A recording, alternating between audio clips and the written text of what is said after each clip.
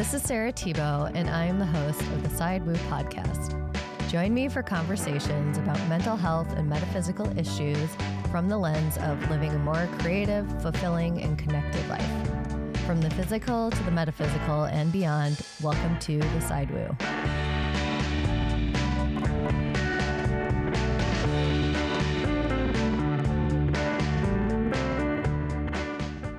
Banjo, get the banjo out or whatever.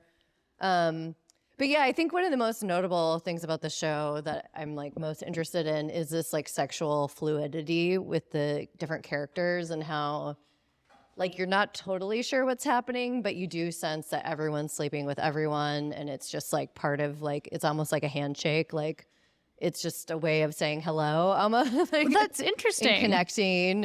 Yes, because it's like I try to leave it open enough that that's your interpretation. But right. Fair enough. For other people I've spoken with, they interpret it differently. And it's more as if the people aren't necessarily having sexual relationships, that it's a more of like a nudist colony type feeling where they're not necessarily engaging in like any intimate activity. So it's very much like a way for people to, like, I want them to be able to project their own desires and what's comfortable for them. So it's like if the fantasy of like having really like loving, emphasis on like loving physical relationships with people sounds appealing, then you can like see that in the paintings. But if you really wish for maybe a world in which you could be naked without any pressure to engage in a romantic relationship with anyone, that you can see in the paintings too.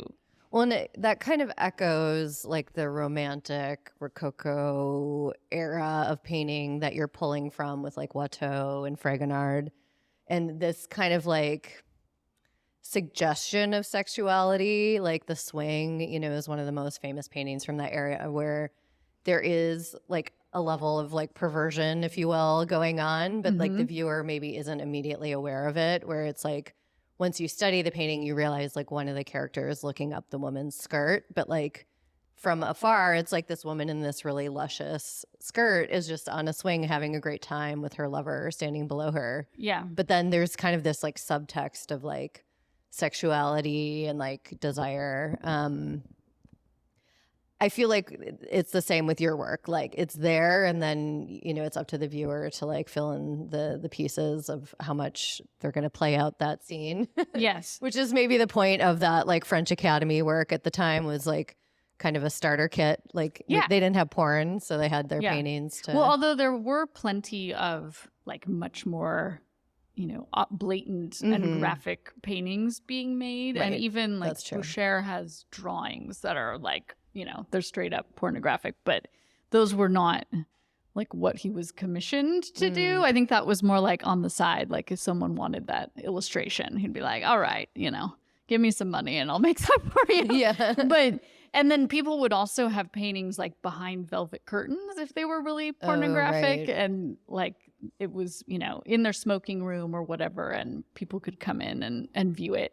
But my paintings are kind of a reaction to like there's plenty of very sexy paintings being made currently, but a lot of them have sort of an undercurrent of like aggression and anger in them a bit, where it feels like very sensational. And I think especially for women painters, it can feel very powerful to like co-opt that. And but I want my paintings to feel very comforting to men and women and everyone in between, and that there's sort of a place for everyone's gaze within the paintings. And it's really nice when like cis men will come up to me and be like, I feel so comforted by this painting, it makes me feel like really relaxed. And like, can you say an example of like which painting they would say that about? I'm just curious, like in real time, like what imagery appeals to the softer side? Like reclining male nudes that are more passive and that they themselves are relaxed. Like it's depictions of men that are not in an aggressive, like seducer. Not objectifying or something, or... Well, they themselves are being objectified in the painting. And they like that. They like that. They like that. Yeah. But they're being objectified not as like a conqueror or someone that's dominating. More like admired for their... Well, I think it's more how men are in real life, that they take naps and lay around and, feel happy. They're not always like in some kind of activated state that's violent or aggressive. Like that's not true of any creature. And I think that it's refreshing for them to see that like presented to them. Interesting. Because even in a lot of like homoerotic art, which I love, there's still an element of, I don't know, this very like insistent kind of sexuality that's a little bit different than what I'm trying to portray. Say more about that. Like, to me, this feels more maybe like post-coital, or like people that, for myself, it's like that they're... Well, it feels flirtatious. Flirtatious. Like there's like a playfulness that... Yeah, but kind of as if like everyone's desires have maybe been met and they're free to like pursue their deeper relationships with each other and just have fun. Like it's not that the sexuality is off limits. It's something that everyone's feeling nurtured by. And how does that like function in your own life? Like where did this all come from? Like what's your kind of like position within these paintings? Wow, Sarah. The side woo. Well, I think that I feel lucky about where I grew up. Again, like in Santa Cruz, I think that there's a little more openness about people just being themselves. And I think that these paintings, for me, it's sort of a way to explore aspects of myself. Like as a queer, gender fluid person who's married to a cis man and has children, this is a vehicle to kind of express those things and explore like all aspects of myself. Like I had some people comment that they thought certain characters in the paintings were portraits of me. And I was like, oh, well, it's actually someone that I had thought of in my mind as being a man. But I love that you think that that's my self-portrait. Like this, for the YouTube watchers, this man / person like in the corner there above the dog is one of the people that someone thought was Vivien. Yeah, and they were like, which oh, I see it, like the eye, the eye shape and like the eyebrow. And so I always say like all of the people and animals within the paintings like are a self-portrait.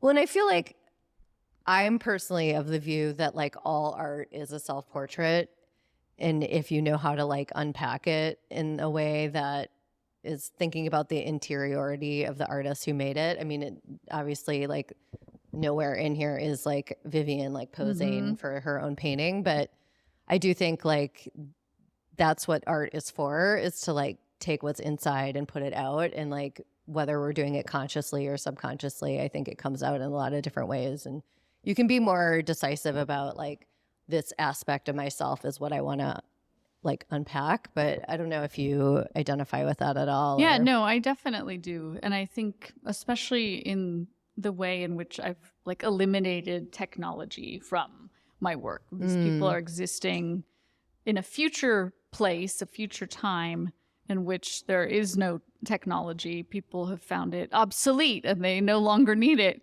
And that's very much kind of a part of who I am.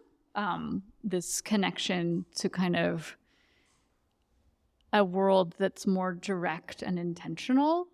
And to me, that's like a very political kind of statement, where I'm suggesting that, you know, there's this other world that in one way is kind of like traditionally feminine, I guess you could say, in that, you know, people are doing they're making their own clothes, they're living in a peaceful community, but then it's seen through the lens of like a male painter, almost like the tradition of that kind of looking at bodies in a very male way. Traditionally male way. Yeah. I was like gonna in say, the classical sense. Like, yeah, like the imagery is referencing like historical Rubens paintings and, from that. But definitely I think some of what you talked about is there's a lack of like, I don't know, like objectification in a way that I think we saw like with the like figure paintings of like the 1800s where, I don't know, maybe because you're in on it, it feels like when you look on it on these, like everyone's invited, everyone's included. And I don't know. There's something less sinister. I don't know. I think part of it is that they used to use like mythological, the mythology as the basis for the paintings to kind of give permission to make these very suggestive paintings. And all of those stories are really violent and have a lot of sexual violence in them. And so like that's the reference swan, point, like without triggering anyone. There's all these like animal fantasies that people had. I don't know. Well, like Zeus was always just turning into all kinds of animals and like and that also in a way is explored in this work, or like gold coins. Animals. Yeah, all kinds of like coded sexuality but the stories they came from were always aggressive and violent. And, someone, even if they were having a nice time for a while, then someone died, then, someone was jealous, someone, turned someone into a salmon, I don't know, into like, I don't know. Right, yeah, something like if they crazy. didn't like acquiesce, they were transformed into a monster.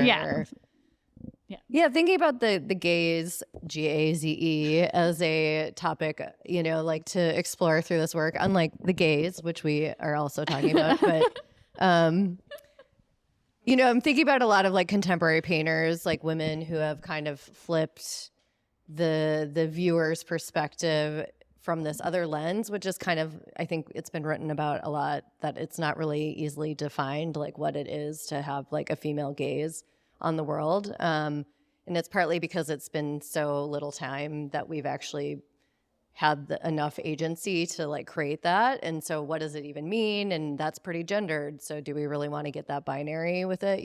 So it's really complicated to say it, but I think it is an important like first step away from historically objectifying women as objects, and then the male is the one creating the image, So I think that's like an important departure. And then from there, it's like hard to say what's even happening in these paintings. I think even just like perspectively, it's interesting because you'll look, and this is my favorite painting in the show. It's this 3 figures, and you're kind of looking as if you're partly underwater, and you have a figure who's like swimming with these koi fish, and then people above, and there's an angel.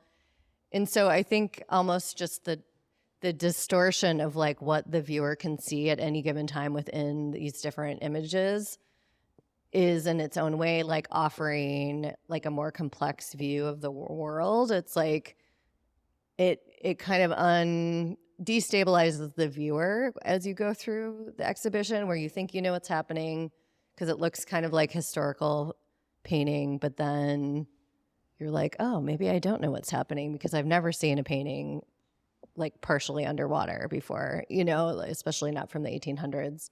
So I don't know if that ties into like this new iteration of like the painterly gaze, but maybe you can comment. Yeah, I like the idea that the viewer is sort of maybe like an omnipotent being, but that's somehow sort of left out of the story or missing some information. And I think, the female gaze to me is very limiting. And it's nice to think of it more now as the painterly gaze. But then I also question that for myself. Like, is that denying some aspect of, myself? The dialogue. Or like the experience of being a woman or being like a femme presenting person. Yeah, I mean, as I was researching, my friend had given me a book a long time ago called Antoine's Alphabet, all about Antoine Watteau. And he was one of this like romantic era Yeah, I need to get that. painters. Because Well, you can borrow it. okay, I brought it for you. Good, thank you. And I like randomly turned to a page and they were talking about how all his male friends who survived him were like curious, like, was he this Lothario who like hooked up with all of his models? Or was he just able to like get them as models and didn't do anything? And they also said he was like feeling really guilty at like undressing them with his mind. And he like had a priest around him in his last days. And that was his problem. You know, I mean, right. Like he needed to like take action, you know, shit or get off the pot. No, but like seriously, you know, and then like I've worked like in figurative painting before and like had a model that I like photographed and stuff. And it is a lot of responsibility to have this person be vulnerable and in your space and spend a ton of time looking at their body. And I saw like in doing that, like how easy it would be to abuse that privilege, you know, where the person's like excited to be presented a certain way and they like love the attention. Like I would love the attention, you know, like, so there is this dynamic where it'd be really easy to cross the line. And I feel like when you've also been objectified your whole life, like there's maybe an element of like being more sensitive to that and it comes out somehow in the painting. I don't know. Oh yeah, that is very interesting. And I think that my perspective and like experience of nudity is maybe different than a lot of people's because I've worked previously in theater and fashion. So I like on a professional level have interacted with like very vulnerable, unclothed people. Starting when I was like 16, I worked backstage in the theater. And I've always had a sense that you need to maintain this like very strict sort of formal protocol with people that are, you know, they're totally exposed to you and often, yes, emotionally looking for validation, looking totally like for you. Do I look okay? Yes. You know, do I look okay? Right? Like, am I enough? Yes. You know, is my body all right? And then I've often been in the role of being the person to reassure them and to let them know that I'm kind of there for them. And when I do figure drawing, so all of my paintings are coming from imagination or like historical references, but that are stored in my mind, but also from like years of doing figure drawing and just having kind of the muscle memory of these poses. But I have attended tons of figure drawing, and it's interesting because different figure drawing venues have a very different feel. And there definitely are people that attend for like exploitative reasons. Yeah. And it's something that people kind of joke about. Like when you walk into a figure drawing class and it's all like 70-year-old men and like it's a little uncomfortable. And then I found a wonderful place in LA to draw Zorthian Ranch, which is in the foothills of Altadena. And it's like a permaculture commune that's existed since the 30s. And I don't want everyone to go there, though. I was going to say, we might bleep that out. Maybe we'll bleep that out. But for those of us here, this is a in-person fun fact info only. But although they haven't actually been holding the figure drawing that much recently, because my friend was running it and she's left town. But the environment there was very much kind of like these paintings.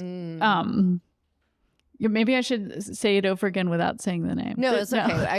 It'll be easy to blurb out. So it's nice when you go to a figure drawing event and it's more diverse in terms of demographics and a feeling of community so that the model really feels like safe.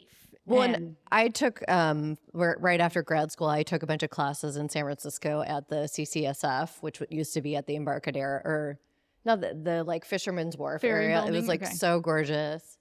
And we had a lot of like gay men models who were like more than happy to be ogled by the men in our class. So it was like a different approach completely from like a lot of the female models that we had in like, you know, undergrad, where I felt like they were like fully owning like, this is my body and I'm cool with you sexualizing it, you know, which is also super empowering. And I think the model I worked with was similar to that, and she was very like more bold than I even asked her to be. And I was like, you know, that's the privilege, and also like you get to offer someone the platform to like present themselves the way that they want, you know, like if that's your dynamic. And so I think for me, part of the gaze like conversation is about how collaborative are you willing to be as the artist? Like, are you willing to work with them so that they feel comfortable and they feel presented the way they want, or are they just your prop that you move around?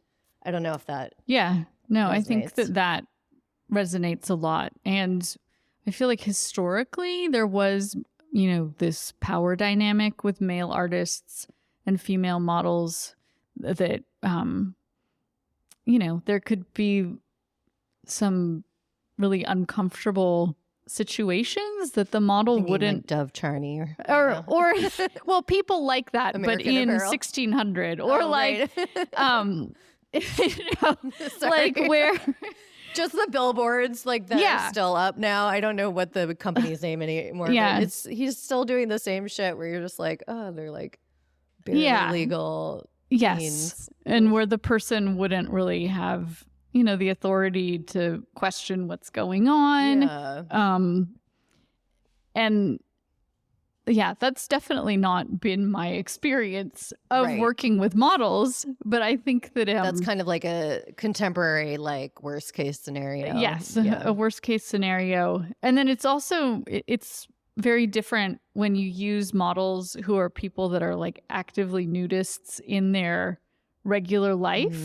So then nudity is not really a sexualized thing. Right. And it's which is more how it is for me. Like when I'm working with a model, it's not a sexy experience. It's like a doctor visit, or it's like I'm drawing a person, or I'm drawing, you know, a basket of fruit. Yeah, like none of your marks are like, maybe these buns, they're kind of juicy, you know, like, but like none of the marks feel like overly fetishizing, maybe because a lot of them are kind of sketchy and quick. Yeah. So there's like a delight in the like roundness of the line or like the form, but it doesn't feel like, you know, there's a way to paint something where you can feel like a little bit more like fetishization of a part of a body or. Yeah, no, that's definitely true. I think that's a good way of looking at it. But again, I think that someone else could look at that butt and get a very I think you could really get in there if you wanted to. Really? Yeah. What you said reminded me. So when I first went to Greece, I did a artist residency in Greece, and I was like on Crete, which is where Arcadia is. Ooh. And I was researching like where to go and like which beaches were like nudist and which ones weren't. And I learned about this blog where this guy was a nudist, and he called everyone who wasn't a textile. And so he would be complaining that the textiles were like invading his favorite beaches. And it's so funny because it was in Greece. And so he'd be like, oh, textiles were there again today. And like, but that brings me to another aspect of the paintings, because recently I added clothing back into my paintings. Oh, some textiles. Some textiles. Yeah, like that one's got like 3 nudists and then 3 textiles, if you will. So that one, I'm imagining that they're playing some kind of team sport in the future in which shirts versus skins. Shirts versus skins, but that would nude. Be a good alternate title or like subtitle. And I mean, to me, it's just very funny, and like adding to this discussion about, you know, what are clothes? And I have a background in fashion, and I really love clothes. And for a long time, I did not want to depict them in my paintings because it felt associated with design work, and it was just repellent to me. And then I had this realization, oh, I really know how to render clothes beautifully. You really do. And I can design clothes that are zero waste garments in the literal sense of the word. And they require, I don't have to figure out the technicalities of making them three-dimensionally. I can just use them to create texture and add fantasy garments. Yeah, fantasy. And they're very connected to like my work as an abstract painter, which I've often like delved in both.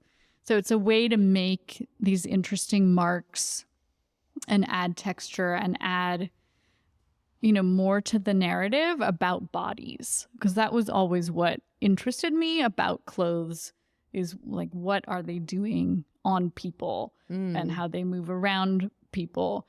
And so that's now become a part of the paintings in a much more exciting way for me within the last year. And it's nice to see the contrast between nudity and then the sensuality of fabric, which is its own really special thing that can have so many, different sensations. And we all have the experience of wearing, different types of garments with different textures or like beading. The dress that you made that you're wearing. I did make my dress. Yes. I mean, talk about draping. Like that's. Yeah, because it's just like a big rectangle that. Oh, really? And then you just, once you put it on, it does Yes. That I just put on a dress form and. Amazing. This is neither here nor there, but I almost wore a dress this exact color today, which I would like change my mind at the last minute. It would have been like it would have been too hot. It would have been like we were in a cult, kind of totally. Like a welcome the to orange the side. woman painter cult. Yeah, that would have been super weird. I'm really glad that didn't happen. Thinking about like contextualizing your work and like a more sociological level, or thinking about why these paintings now, and thinking about like the Rococo era that is part of the inspiration for this work. And that was, for those who know their French history, was like right before the Revolution, and it was still around the Marie Antoinette period. And so she was like commissioning all these different like series of trends, basically. Like this is the technical term Orientalism before Rococo, and then Rococo, which was, inspired by the sea and like slightly more like abstract and organic than Baroque, but had some of the similar forms. And so whenever I think of this period, I always think of this like last ditch effort to really like escape the horrors that were both awaiting and happening on a real time, like with the majority of the population. But then there's this like escapist moment within, the court in this case. But I think it's something we can all relate to. Yes, I think we can. I think very much so. These paintings are hopefully existing in the future after we've endured well, we're currently and probably quite soon. So they're like sci-fi, basically. They are. And I'm a big sci-fi watcher. So I think that in subconscious way, yes, that it is sci-fi. Hopefully that will become reality. But it's like 12 Monkeys was kind of this idea that the future could also be like a rundown place. So it's like the future could be totally digital free. Yeah. That's what you're proposing. Yes, that is what I'm proposing. I'm proposing that shed your textiles and run to the country. shed your, maybe like repurpose your textiles. Right. Don't get rid of them completely. You never know. Take the cobalt out of your phone and make some paints or something. Get your letter writing practice back. Yes, get your letter writing. Back in groove. Because all of those things feel so human in a way that, for me, technology does not. I still have letters written to me from like friends in childhood, some of whom have like tragically died, and it's so nice, to like have their written, essence. And I think about, like, even for my own kids, will they even have photos of themselves because they were accidentally deleted or something? Right. I know. Or if there's some like kind of major digital file rot. Yeah. Which can happen. Or maybe in the future, if we didn't have electricity in the future, right, or something, would they have? But of course, the reverse of that is people thinking, oh, ephemera can mold and decay or be lost in a fire. So, there's kind of both arguments, but there's something so special about holding printed material or something that someone created with their hands. And there's not really a way, to my mind, an experience that the digital world can really create that same feeling. It's wonderful that we can share things so easily, but is it so wonderful? I don't know. I think that... Yay, podcast. Well, yay, podcast. But, could this be a radio program? Right. Yes, if podcasts did not exist. Like Gutsy Radio. That's the thing. There's other means in which people were able to communicate. But it is nice that anyone is able to produce content. But is it? Is it really? Maybe these hoops were meant to be jumped through. Yeah. That's maybe the truth. But I think that we naturally sort of filter out, or are learning to filter out, digital material that's just extraneous and gross and wasteful. But not everyone has the ability to do that. But that's always been the case. Like, there was always, people that were trying to convince people of crazy things and or distributing really disturbing images or whatever. But it's just a lot easier. But in the world of my paintings, that's not a problem. Your problems might be like, are you able to cultivate your fields and, grow food for this community? And hopefully that would be like the extent of it. That's very like Voltaire, Candide is like cultivate your garden or grow your garden. That's like the moral of the story. Yeah. Well, and like, I'm a big Tolstoy fan, and he was an anarchist, but in the sense that, we should be in this cooperative kind of communal life in which you're, sharing your skills. Yeah. I do believe that, as much as I'm not like here for, communist Russia or whatever, I think like, we share a studio, Vivien and I and Sharice in the audience.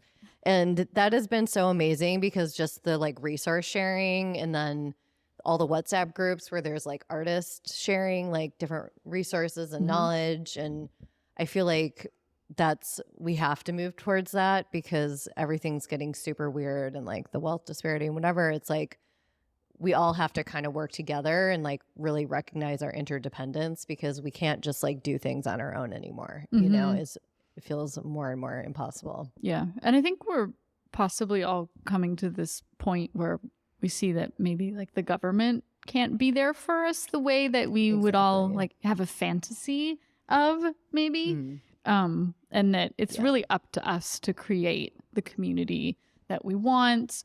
And, if we want like this kind of non-hierarchical experience of resource sharing and compassion for each other, that we have to do that as individuals. Like, we can't look to some higher authority to do that for us. Like, that's asking maybe too much, and not especially the role in America. of them. Yeah, we're not going to get that.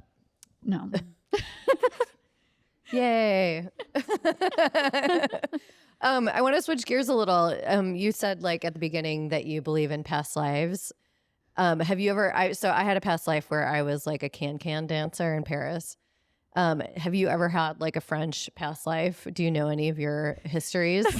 That's very funny because, I had a past life reading, and I was like a brooding Parisian painting man. I knew it. I was like, she's definitely had a Parisian past life making this work. That's amazing. So and this you didn't reading, have success or no, something? I was not successful. I was in like a garret apartment, like freezing, like very sort bummer. of Dostoevsky-ish, sort of like angry, sad man. Oh no. Who was just like the woman that did the reading said she could see me just like surrounded by all these paintings and just like in anguish. No. That's so sad. It makes me think of like the composer Erik Satie, who was really nuts. Wait, yeah, how did he die? I don't know how he died, but and so he was in love with Suzanne Renoir's model, and she was a painter. Suzanne Vaudon, I think is her name. Okay. I can almost she's wonderful to research as well. Like Yeah. later She did in the life, Blue Room, right? I think. Do you know what I'm talking about? Yes, and she does beautiful paintings, and she was one of Renoir's like favorite models. And then later she married a 20-year-old who was the same age as her son, and then she's a trip. She's fun to read about. But so Erik Satie was in love with her. He was obsessed with her. She had no interest in him. He was very traumatized, and then he just lived in this tiny apartment, and I think he would only eat beige foods was part of his deal. But he's really brilliant, and his music is wonderful. And he was very active with like the Ballet Russe. Oh, cool. And he wrote the music for this ballet Parade that Picasso did the costumes for. Oh, cool. Okay. And Cocteau was the artistic director. Amazing. But so I was a man like that, I guess, in my past life, which I think is quite entertaining. I can see that. I connect with that. Yeah. That might be why like men of that nature are entertaining to me. Like, I feel you. Yeah, like, I get understand it. that. I've been there. I've been there in the past. It'll be better in your next life. Totally. You're going to choose a different avenue altogether. Fine. It's all going to work out. It's all going to be fine. Not this time, but next. Maybe not this time. This life's going to really suck, but everything after this is going to be great. Cool. Well, we have a little bit of time for questions if anybody has any questions for the artist. And we'll be taking... Okay, here, use the mic. Could you talk a little bit about your color palette and why you choose certain colors in certain places? Sure. There's fairies flying through the gallery. That was exciting. Oh, wow, cool. That was amazing. All right, so my color palette, it's definitely influenced by Rococo painting, but more specifically, I'm interested in opacity and transparency as I'm painting. So I have certain colors that I sort of go to, also based on like technical things like drying time and knowing how to create the sort of layering I want, knowing that certain colors are going to participate in one way and others will not. And then when mixing colors, trying to find kind of like, secret recipes for tones and transparency that can kind of take the colors into their sort of highest self, I would say. Wow. So, yes. That is... So basically total enlightenment. Total, the colors for the paint. Transcend the physical realm. Yes. And I'm trying to allow these pigments to attain their highest form. Then they can be immortal. Then they're going into the next dimension. Then they bring the viewer right along. And the viewer's coming along. And amazing. I'll often start like with kind of a limited palette, then create colors from that, then add in like new parts of the community. I kind of think of them as like family and friends, and like, will the colors get along? Will they friends? Yeah, like no, truly, friends and like, family. That's like your like what's your color strategy? Friends and family. Friends and family, because there's some colors that they don't get along so well. It's true, and they really bring everyone down. And they're not. What we need receipts. Who's bringing people down? Well, I don't use any black in my paintings. Oh, fair enough. I don't. And then like, I tend not to use a lot of earth tones that are very opaque. Yeah. They sort of suck the life out of my paintings specifically, other people can get a lot of success with them. But Yeah. I think because of sort of the lightness of the medium and everything, there's just certain things that I've found more successful. Yes. Did you have a question? Well, here, how about you? Do you want to ask one question? Here, speak into the mic. Well, you have to come closer. My voice is strange. This painting reminds me of the Picasso painting, yes? The Mademoiselle Avenue. But Picasso's contemporaries are interrupting the traditional painting by bum rushing, basically. And the squirrel in the corner is running off with basically the nuts of the whole thing. But, Did you say the nuts? I love that. Squirrels runs with nuts, right? So the squirrel is running away with the masculinity of the painting. Oh, whoa. interesting. Unpacking the symbolism. All right. Again, Why are you trying to castrate this painting? I wasn't. That's all on Squirrel. you. That's so. Does it make you feel threatened? I never feel threatened. No. Just in case you didn't hear that, he never feels threatened. That's good. Yes. I'm open to all viewers' interpretations. Yes. Because that to me is interesting. Yes. Oh. Everywhere you go, I love there's a that. goat. Goats everywhere in the culture.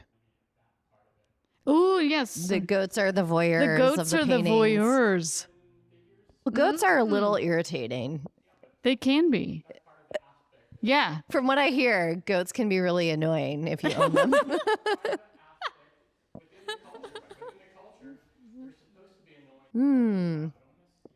Cool. Oh. Thank you. Thank That's so you. interesting. I love that. And yeah, I'm always excited to kind of hear what other people think of the painting, because I truly approach my paintings. I don't really plan them out, and I approach them as an abstract painter. So it's more about the movement and mark making. And then the narrative is very open. It's there. It's just exists. And I've not really dictated any of it.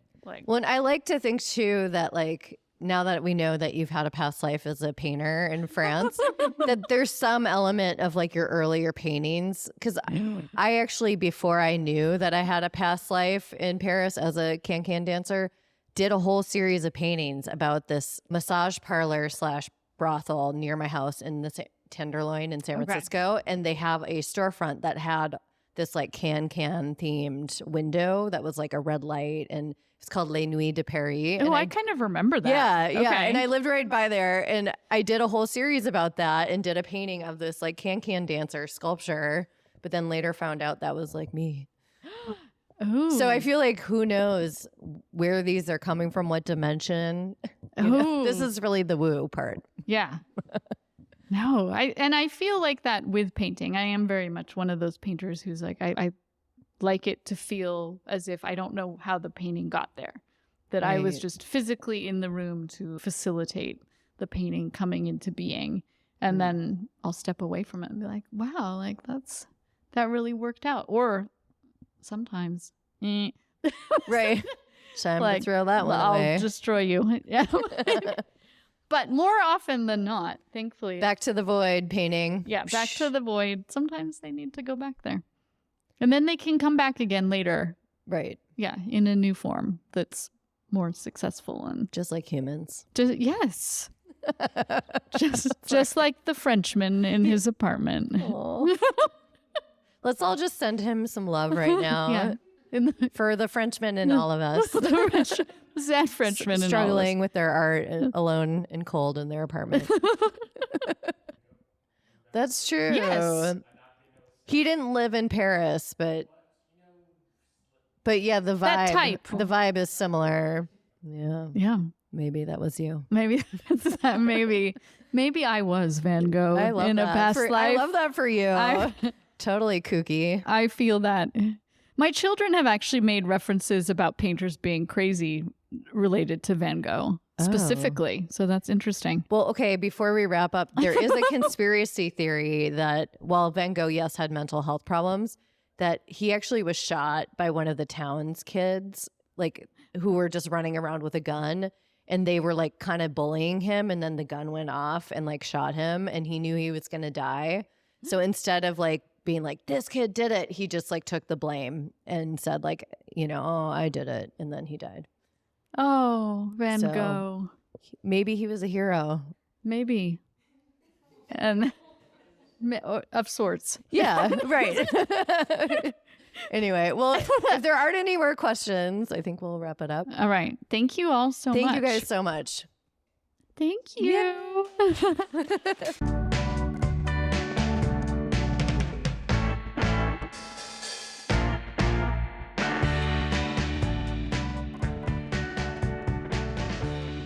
That's all for this week's episode. Thanks for side wooing with us. We release episodes every other week on Thursday. You can listen on Apple Podcasts, Spotify, or wherever you listen to podcasts. Please rate, follow, subscribe, and review our podcast for good karma points. Until we meet again in the side woo.